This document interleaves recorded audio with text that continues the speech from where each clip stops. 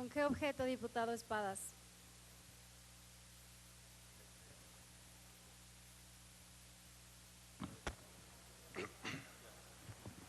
Gracias. Nada más para preguntar a la presidencia si nos puede ilustrar con el orden del día, porque estoy un poco confundido, para ver si todos ya podemos hacer uso de la voz y estar pidiendo la voz si es posible para que se nos conceda, o hay un orden del día al que nos vamos a pegar y un reglamento que tenemos que seguir. A manera de duda, presidenta. Diputado Espadas, procederemos a continuar con el orden del día. Señor secretario, hago de su conocimiento que de conformidad con los artículos 69 y 93 de la Constitución Política de los Estados Unidos Mexicanos, comparece ante esta soberanía bajo protesta de decir verdad. Para tal efecto, le solicito ponerse de pie.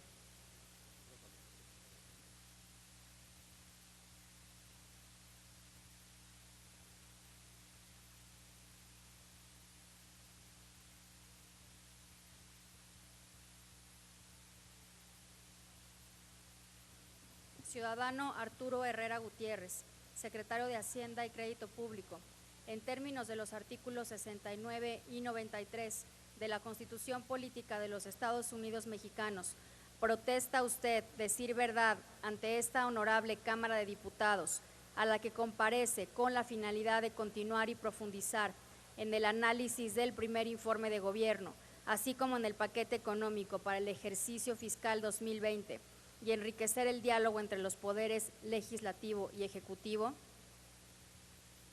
Sí, protesto. Enterado usted de los alcances y consecuencias de ello, si así no lo hiciera, que la nación se lo demande. En cumplimiento al acuerdo aprobado, se otorga el uso de la palabra al ciudadano Arturo Herrera Gutiérrez, secretario de Hacienda y Crédito Público, hasta por 45 minutos para profundizar en el análisis del primer informe de gobierno del presidente de la República y del paquete económico para el ejercicio fiscal 2020. Muchas gracias. Diputada Laura Angélica Rojas Hernández, presidenta de la mesa directiva de la Cámara de Diputados. Diputado Mario Delgado Carrillo, presidente de la Junta de Coordinación Política. Diputada Patricia Terrazas Vaca, presidenta de la Comisión de Hacienda y Crédito Público. Diputado Alfonso Ramírez Cuellar, presidente de la Comisión de Presupuesto y Cuenta Pública. Diputadas y diputados de la 64 legislatura. Quisiera, antes de entrar en materia, tomarme unos momentos para hacer una breve reflexión sobre el espíritu con el que concurro a esta comparecencia. En la oficina del secretario de Hacienda se encuentran una serie de volúmenes con documentos históricos en materia de finanzas públicas, ejemplares como las cuentas del Tesoro Federal y colecciones de leyes de Hacienda del siglo XIX. De tarde en tarde ojeo algunos de esos documentos. Hay uno en particular al que regreso de manera frecuente: la Ley de Ingresos y el Presupuesto del Erario Federal para el año fiscal julio de 1912 a junio de 1913. Este documento tiene muchas características interesantes. Por ejemplo, el presupuesto total del país fue entonces de 111 millones de pesos y su rubro más importante fue el destinado a la Secretaría de Guerra y Marina por un monto de 29.7 millones de pesos. Pero lo que quiero destacar es que este fue el único presupuesto que tuvo oportunidad de enviar Francisco I. Madero al Congreso de la Unión. Es el primer ejercicio de discusión real y democrática de lo que hoy llamamos el paquete económico de la era moderna de México, y es con un espíritu similar de apertura y transparencia con la que comparezco hoy ante esta Cámara de Diputados. En el paquete económico están comprendidos instrumentos que detallan el origen de los recursos públicos y su destino, así como la racionalidad económica que sustenta tanto las metas de ingreso como las prioridades de gasto. Para los ejercicios fiscales de 2019 y 2020, el paquete económico respectivo refleja primordialmente el compromiso con la disciplina fiscal y financiera, es decir, con la sostenibilidad de mediano plazo de las finanzas públicas. En este sentido, en cada caso se establecen elementos para apuntalar la estabilidad macroeconómica del país y dar certidumbre en materia de política económica. 3 elementos dan cuenta de lo anterior. En primer lugar, el marco macroeconómico está en línea con las expectativas del mercado disponibles a la presentación del paquete económico respectivo. En segundo lugar, las metas de ingreso reflejan el uso de sensibilidades objetivas. Se elimina cualquier atisbo de subestimación con el propósito de aprovechar la normativa existente y permitir el uso discrecional de recursos por parte del Poder Ejecutivo. El ejercicio del gasto se conduce mediante el principio de austeridad y se apoya en una amplia política de combate a la corrupción. Esto no es una cuestión simple, pues se ha tenido que balancear entre una ejecución oportuna del gasto, por un lado, y la captura de mayores ahorros y de una mayor transparencia en los procesos de contratación, por el otro. Desde la segunda mitad de 2018, las perspectivas económicas de los analistas del mercado y de los principales organismos financieros internacionales apuntaban hacia un menor crecimiento de la economía mundial en este año 2019. Las tensiones comerciales entre China y Estados Unidos, países que en conjunto representan poco menos del 40% del PIB mundial y participan en amplias y profundas cadenas de valor, así como la falta de claridad respecto a la manera en la que el Reino Unido abandonaría la Unión Europea, entre otros conflictos geopolíticos, alimentaban a la incertidumbre respecto del motor que impulsaría el crecimiento mundial en 2019 y el vigor con que lo haría.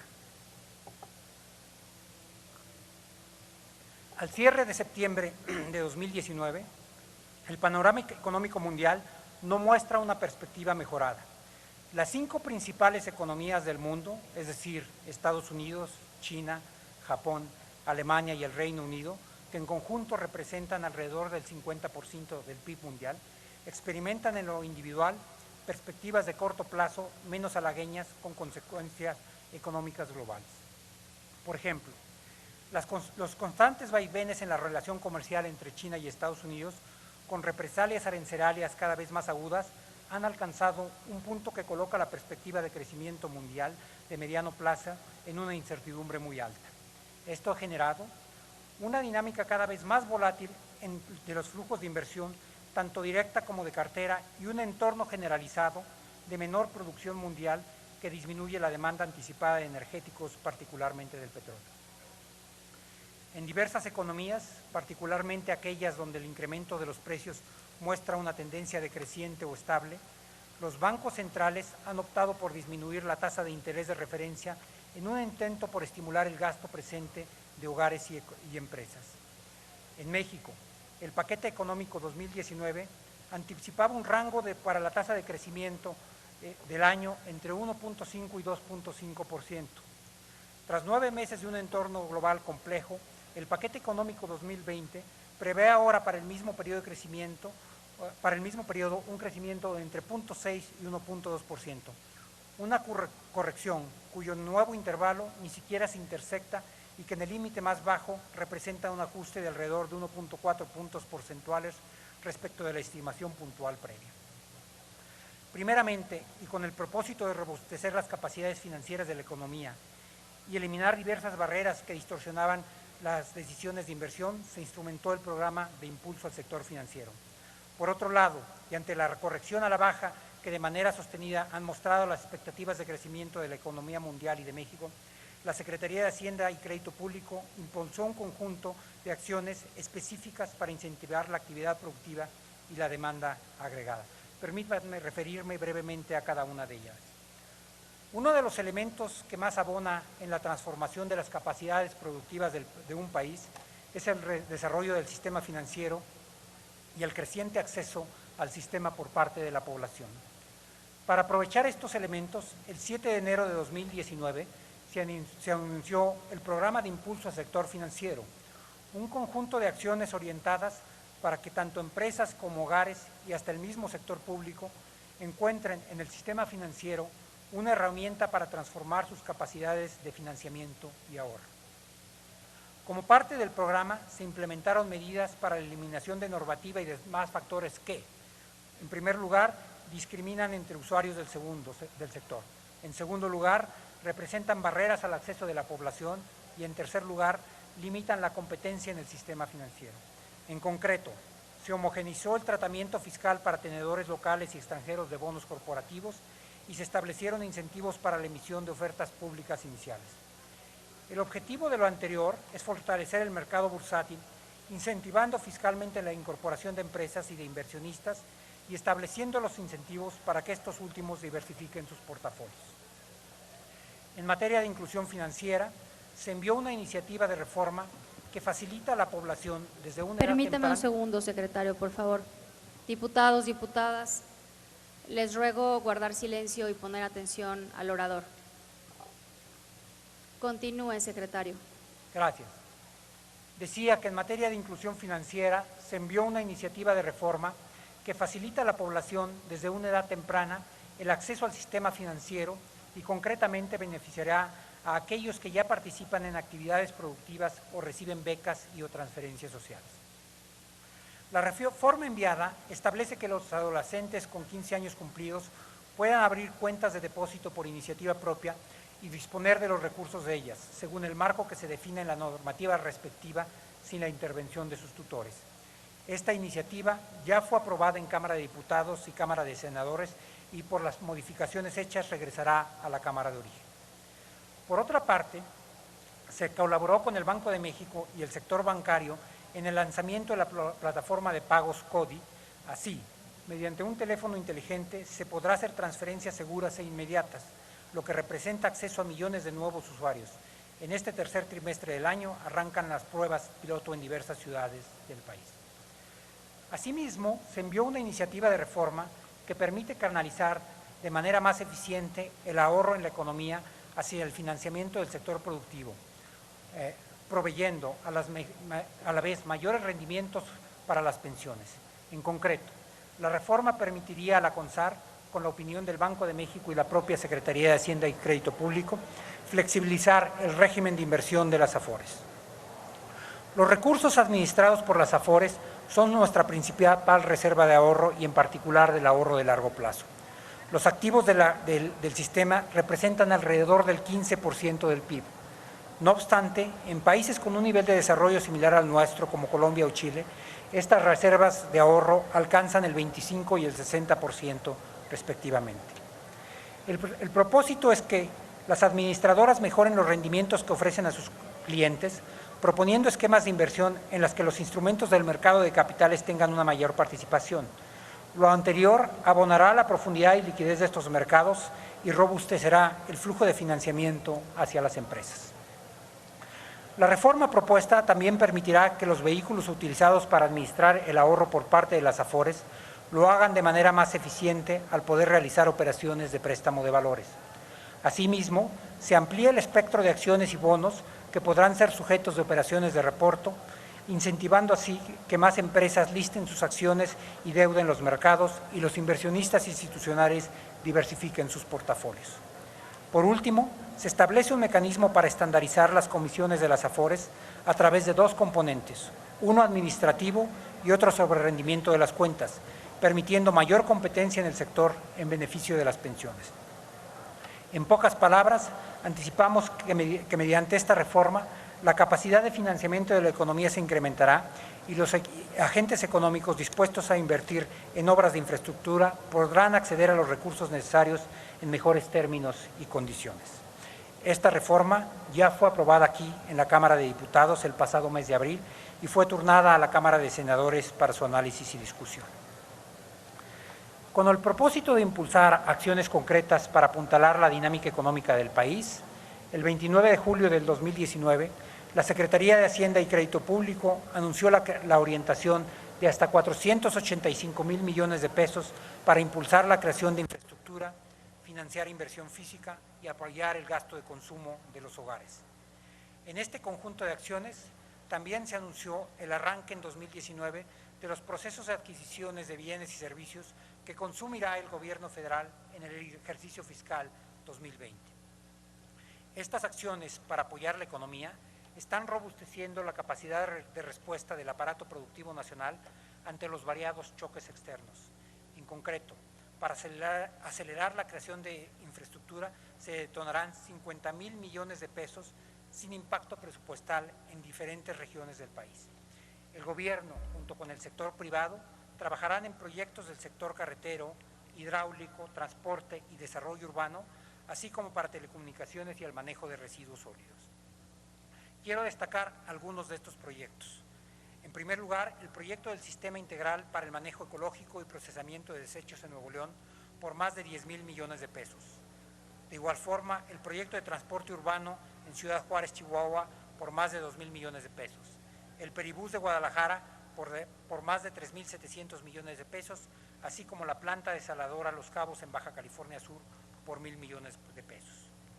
De los proyectos contemplados en el Fondo Nacional de Infraestructura Fonadín, se tiene prevista la licitación de 3 proyectos en septiembre y 2 más en noviembre de 2019. La Secretaría de Hacienda, en conjunto con la Secretaría de Comunicaciones y Transportes, está revisando 5 proyectos relacionados con desdoblamientos carreteros que arrancarán a la brevedad. El viaducto urbano Santa Catarina, el libramiento de San Luis Potosí, el libramiento de Cuautla-Ixmiquilpan, la ampliación a 3 carriles de la autopista Tuxtla-Gutiérrez-San Cristóbal y la construcción de 3 autopistas de libre peaje en Guanajuato, Michoacán y Jalisco.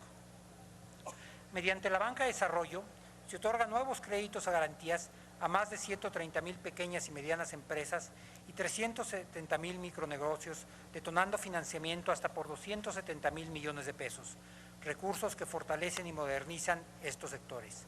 A este día se tiene un avance del 26% en la entrega de estos recursos y una cobertura de 70,000 empresas apoyadas.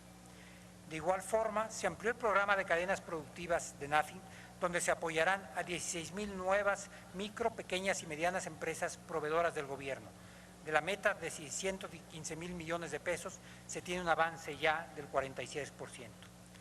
En apoyo de los trabajadores, el Instituto del Fondo Nacional para el Consumo de los Trabajadores, FONACOT, otorga hasta 1.2 millones de nuevos créditos a tasas preferenciales, así como créditos de nómina en efectivo que tendrán mejores condiciones en plazos y tasas. De la beta de 21,000 millones de pesos, se tiene un avance del 15.4%, pues se han entregado ya 185,000 créditos. Se abrió una ventanilla única en NAFIN y Bancomext para agilizar el proceso de análisis, aprobación y otorgamiento de créditos. NAFIN atiende a los contratistas de Pemex y proveedores del gobierno federal que requieren financiamiento, mientras que Bancomext atiende a los proyectos del sector energético. Por último, FIRA y FND benefician a más de 500,000 productores del sector agroalimentario de la región sur-sureste del país. Se otorgan financiamientos hasta por un monto total de 50,000 millones de pesos para la integración de cadenas de valor, modernización de infraestructura y para agrologística, es decir, procesar, almacenar, refrigerar y transportar productos agroalimentarios. El avance en este proyecto es del 19%, con el apoyo alrededor de 126,799 productores. Con estos 2 programas, el de impulso al sector financiero y las acciones para apoyar la economía, el gobierno federal estableció medidas concretas para robustecer las capacidades de la economía por un lado y atenuar los efectos del menor dinamismo económico por el otro. El paquete económico 2020 considera una meta de crecimiento para el ejercicio fiscal respectivo de entre 1.5 y 2.5%. Este intervalo se encuentra en línea con las estimaciones de algunos analistas del mercado y organismos financieros internacionales y encuentra sustento en términos de las siguientes consideraciones de corto y mediano plazo. En la primera quincena de septiembre de 2019, el Índice Nacional de Precios al Consumidor registró una variación de 0.17 respecto a la quincena anterior, es decir, la inflación mensual más baja para una primera quincena de septiembre desde que se tiene registro. Por otra parte, la inflación general anual se ubicó en 2.99%, su menor nivel desde la primera quincena de septiembre de 2016. Durante agosto de 2019, el valor real de las ventas en las tiendas incorporadas a la ANTAD aumentó a una tasa anual del 5.5%. Asimismo, las ventas a tiendas totales de Walmart crecieron a una tasa real anual del 4%. Al 31 de agosto de 2019, el número de trabajadores afiliados al IMSS ascendió a 20,422,010 personas, cifra que implica un crecimiento anual de 358,577 plazas es decir, de 1.8%. Durante julio de 2019, la balanza comercial de México registró un déficit de 1.117 millones de dólares, nivel inferior al déficit observado un año antes de 2.870 millones de dólares. Con base en cifras ajustadas por estacionalidad, en julio se presentó un superávit de 653 millones de dólares, mientras que en junio un superávit de 1.334 millones de dólares. Las exportaciones totales aumentaron una tasa anual del 7%. A su interior, las exportaciones no petroleras crecieron en 8.6% y particularmente las de manufacturas se incrementaron en 7.9%. En julio de 2019, México recibió 3.270 millones de dólares por concepto de remesas, cifra que equivale a un incremento anual del 14.4%.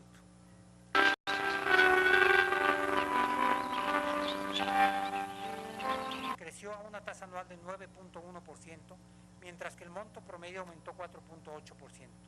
Entre enero y julio de 2019 se han recibido 20.525 millones de dólares por concepto de remesas, el monto más alto desde que se tiene registro y el equivalente a un crecimiento anual del 7.4%.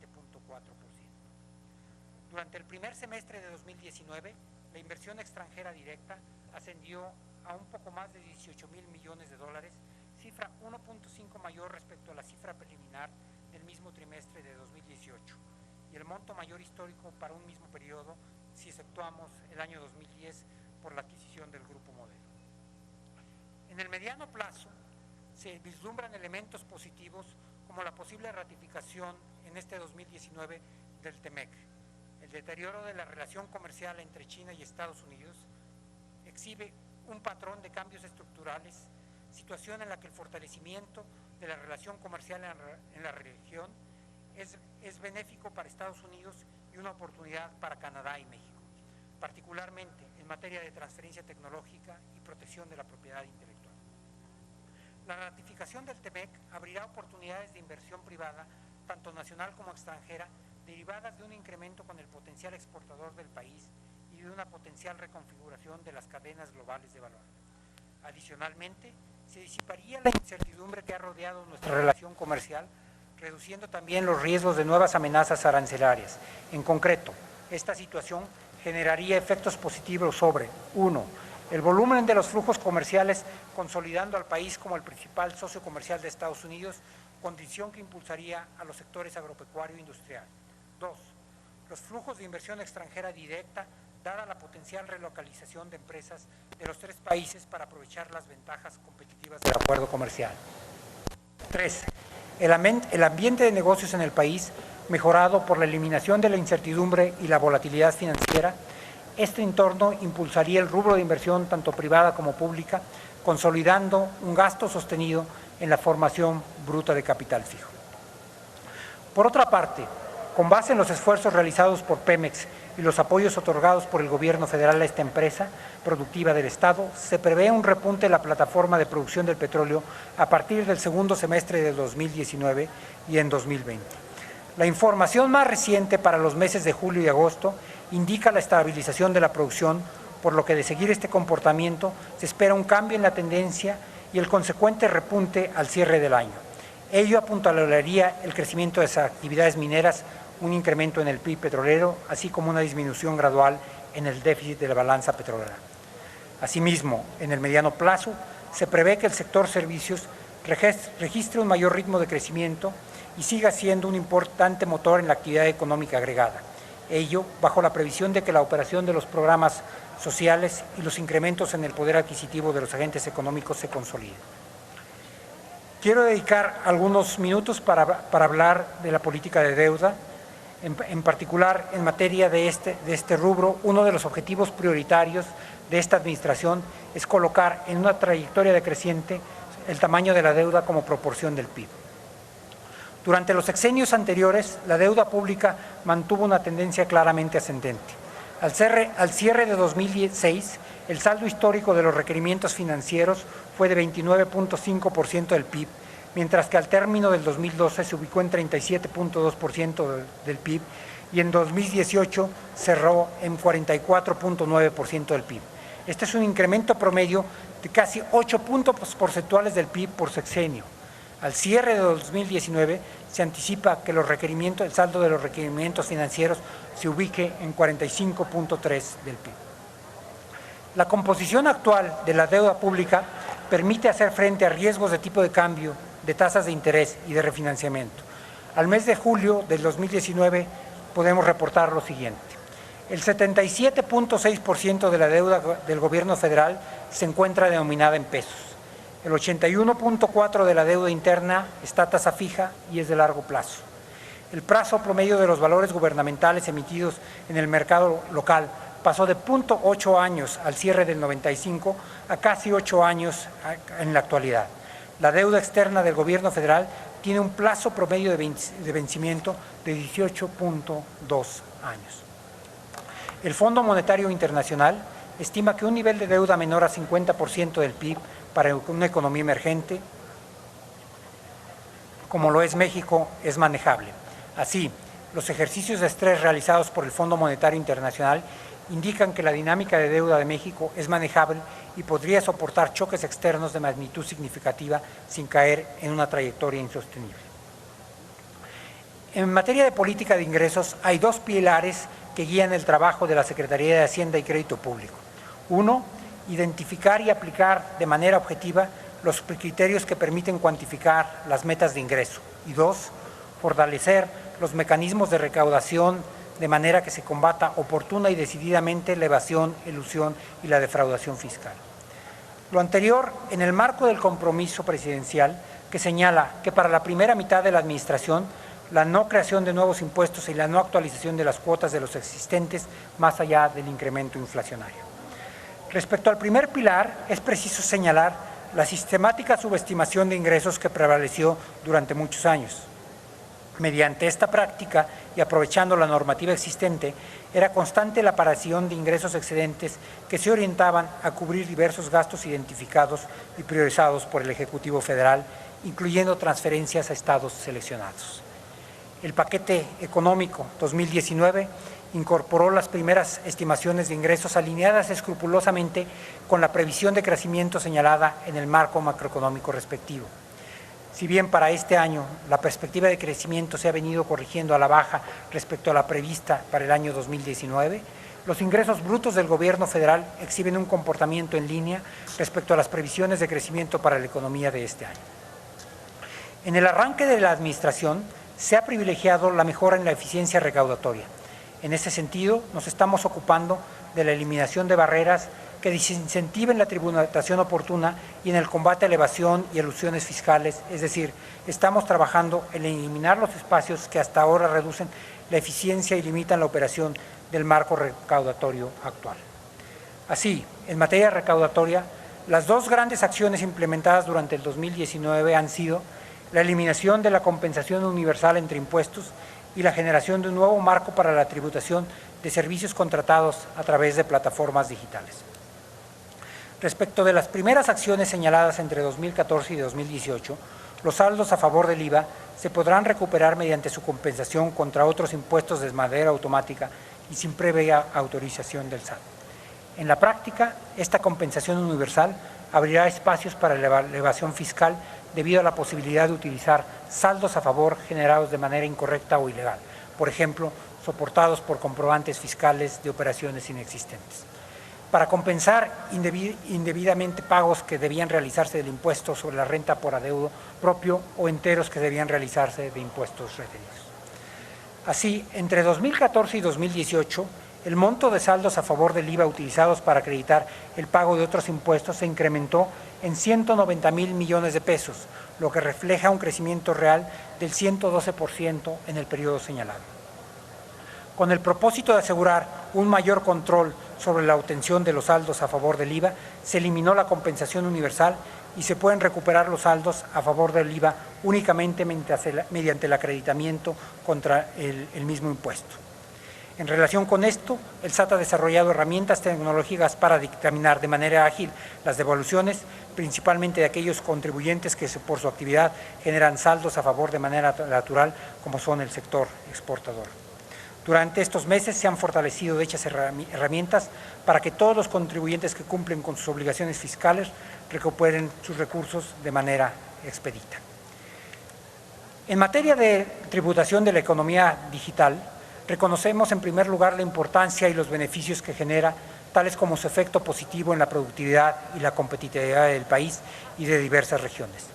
La economía digital, medida a través del valor agregado bruto del comercio electrónico, ha tenido un crecimiento acelerado en México, pasando del 3% del PIB a una proyección calculada por INEGI de 4.6% del PIB en 2017.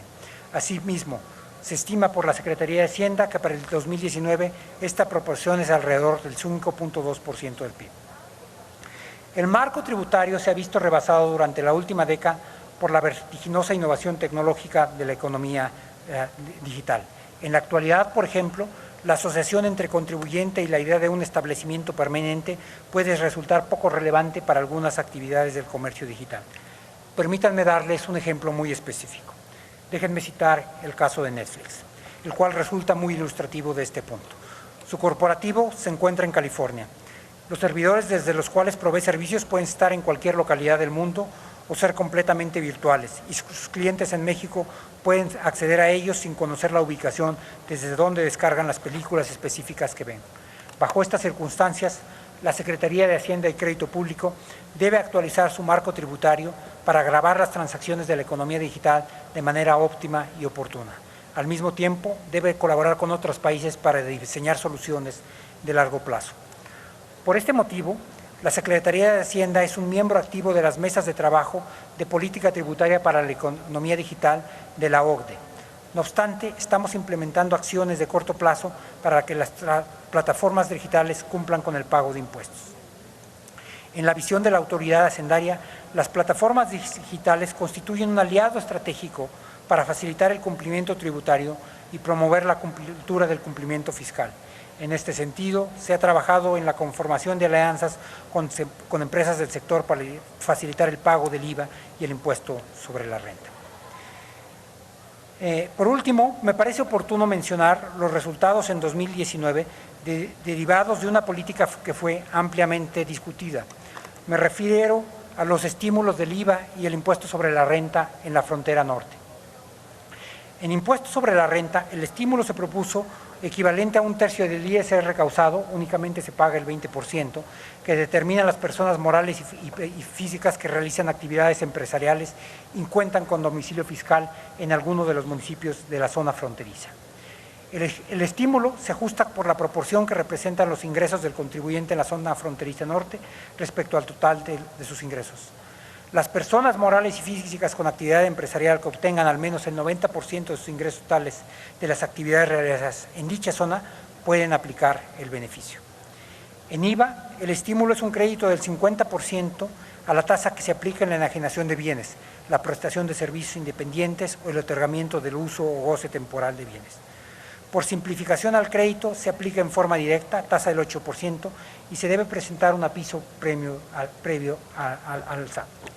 La tasa reducida del IVA busca incentivar la demanda agregada y la reactivación de los mercados regionales. Por su parte, la tasa reducida del ISR busca incentivar la inversión, la generación de más empleos, así como aumentar la competitividad de la región. Al respecto, conviene señalar algunos factores que de manera sostenida han hecho más complejas las condiciones económicas de la región. En primer lugar, los flujos de personas hacia la frontera han sido crecientes y alcanzado un registro particularmente alto en el último año. En el periodo enero-julio de 2019, los extranjeros que se han presentado a la autoridad migratoria registran un número de 128.485, un incremento del 76% con respecto al mismo periodo del año anterior. En términos de los efectos de estos estímulos en la frontera norte, las ventas al menudeo muestran un mayor dinamismo en los estados de la frontera norte que en el resto del país. Asimismo, se observa que la inflación ha disminuido de manera importante en los municipios fronterizos respecto a la media nacional que no incluye estos municipios. Es importante señalar que se está monitoreando continuamente el comportamiento de las empresas con sucursales fuera de la frontera para identificar si se están realizando prácticas fiscales agresivas de transferencias de ingresos.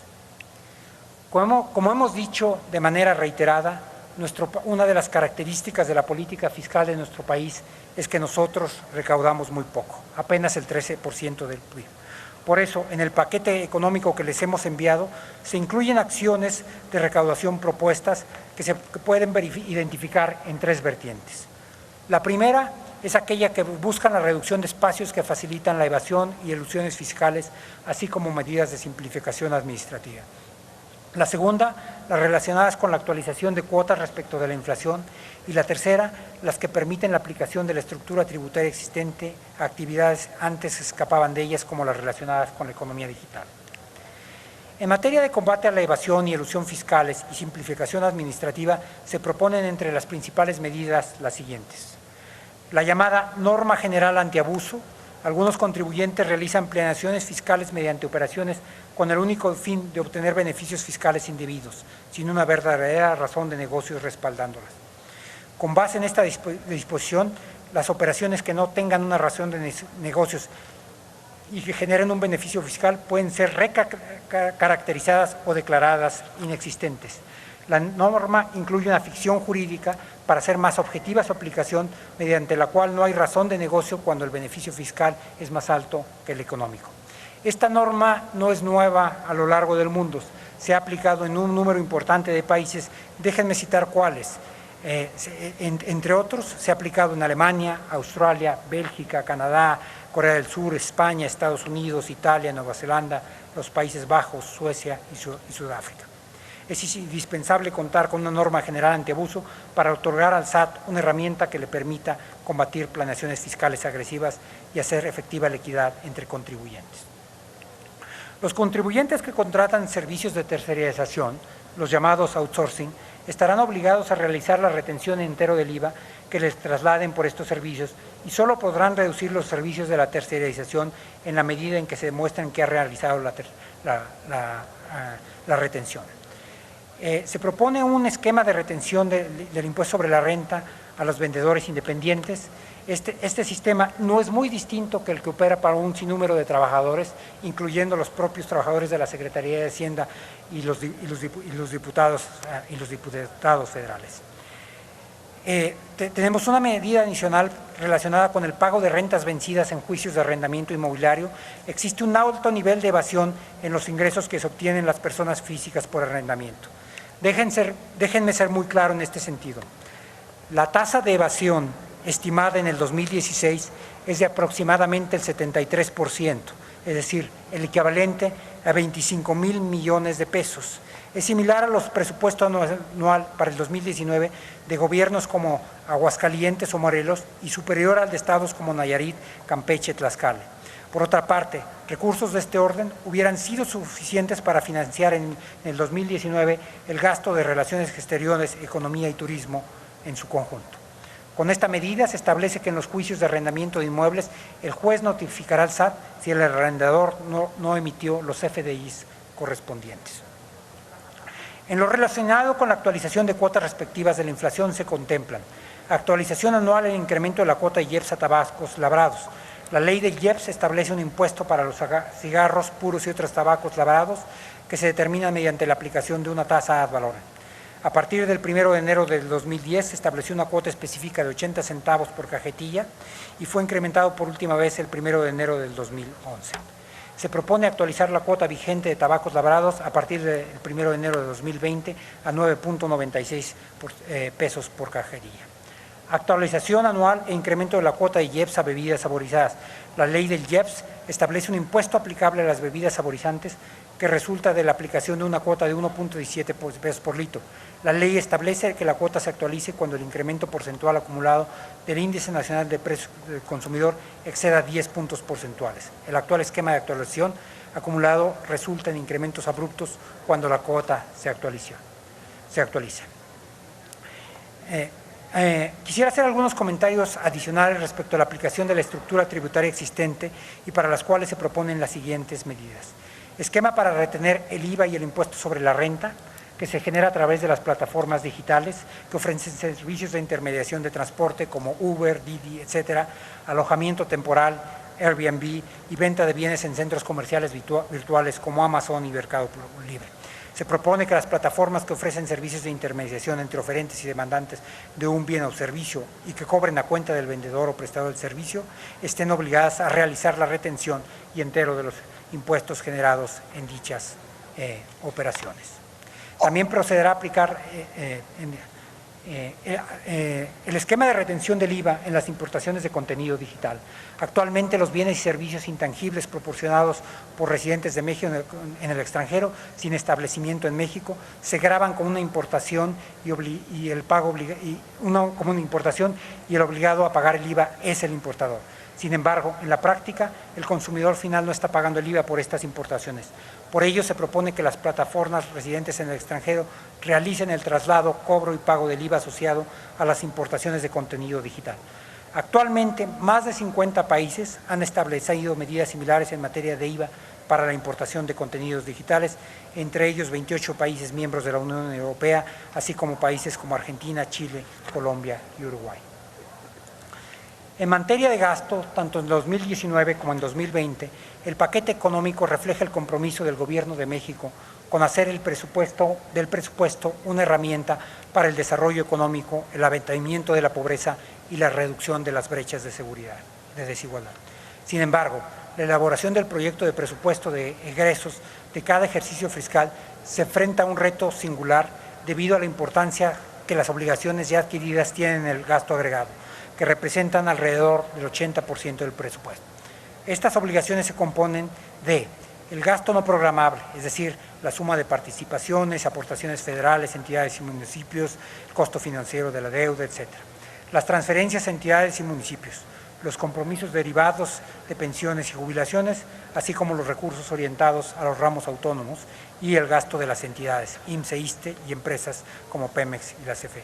Por lo tanto, tan solo las transferencias federales a las entidades federativas representan alrededor de una tercera parte del gasto neto total propuesto para el 2020.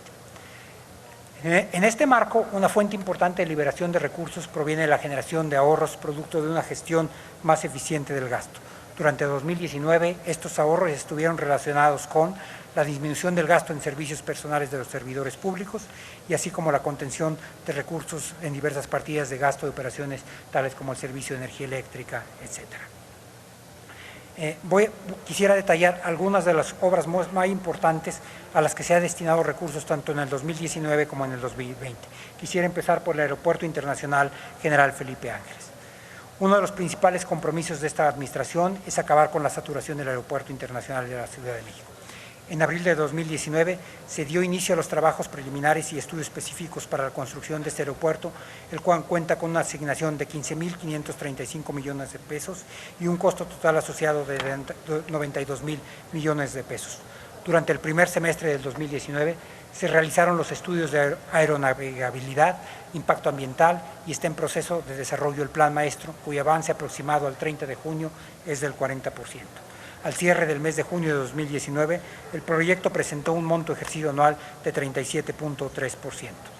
Si bien para el 2020 este proyecto tendrá continuidad, se propone una asignación de 5.372 millones de pesos. Sin embargo, se podrán impulsar acciones de infraestructura adicionales relacionadas con ello, utilizando los recursos del fideicomiso del nuevo Aeropuerto Internacional de la Ciudad de México.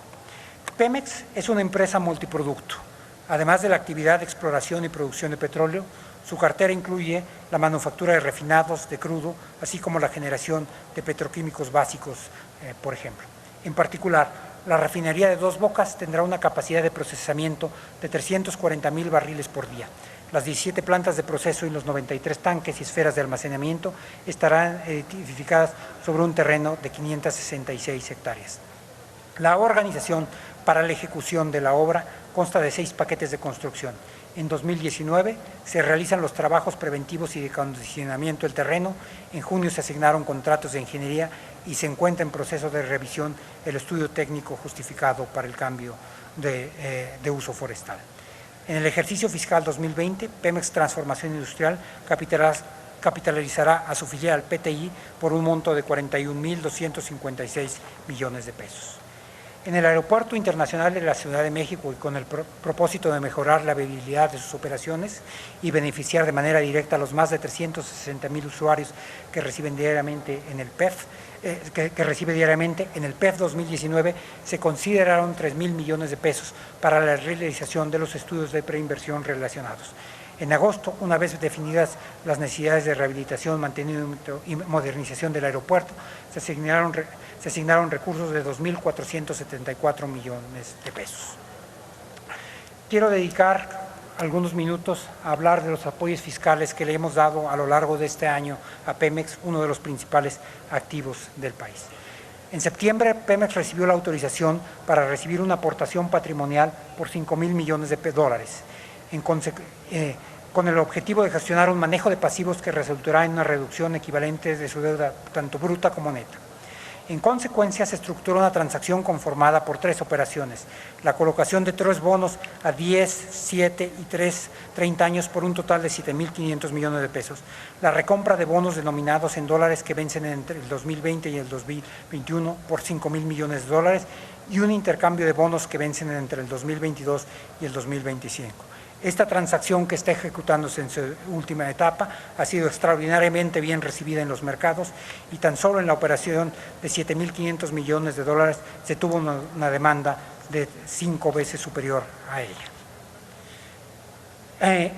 Con relación a la CFE, en el 2020 se tienen propuesto para el programa de subsidios a las tarifas eléctricas un monto de 70,000 millones de pesos, 29,8% superior en los términos reales al aprobado en 2019, el cual tiene como finalidad cubrir el subsidio que otorga el Gobierno federal a través de la Comisión Federal de Electricidad al usuario final del servicio de energía eléctrica. En materia de un monto muy importante de recursos han sido destinados a los programas de adultos mayores, de los programas de bienestar social. Quisiera solamente, y dado que solamente tengo 2 minutos, enumerar algunos de ellos. En el programa de adultos mayores, a agosto del 2019, se tiene ejercido el 100% de avance y se tienen registrados a 8,2 millones de adultos mayores.